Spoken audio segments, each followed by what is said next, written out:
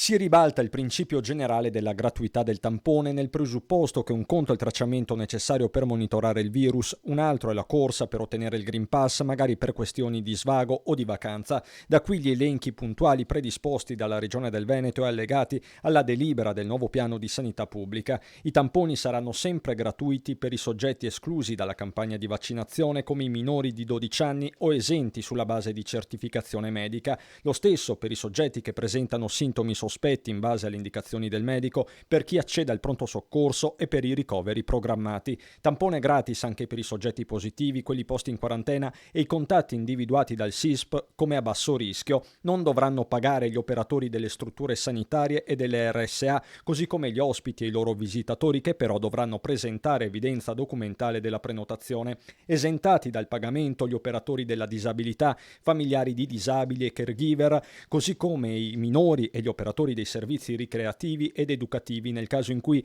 sia individuato un positivo. A seconda delle indicazioni, tamponi gratis in specifici contesti di interesse epidemiologico come mense popolari o centri di accoglienza. Chi resta fuori da queste categorie dovrà mettere mano al portafogli. Vale per chi deve muoversi per motivi di turismo, compresi gli stranieri che ritornano in patria a seconda delle norme del paese di provenienza. Il caso più eclatante è quello della Germania: 400.000 i tedeschi che da qui a fine agosto popoleranno le nostre spiagge. Tampone a pagamento più in generale per i soggetti che lo fanno per motivi personali, formula che abbraccia un range ampio di finalità, compreso l'ottenimento del Green Pass per accedere ad attività e servizi. A pagamento anche i test effettuati per motivi di lavoro e per la partecipazione alle cosiddette attività ricreative e di socializzazione, dagli eventi alle manifestazioni sportive. Ogni ULSS sta predisponendo almeno un Covid Point dotato di POS.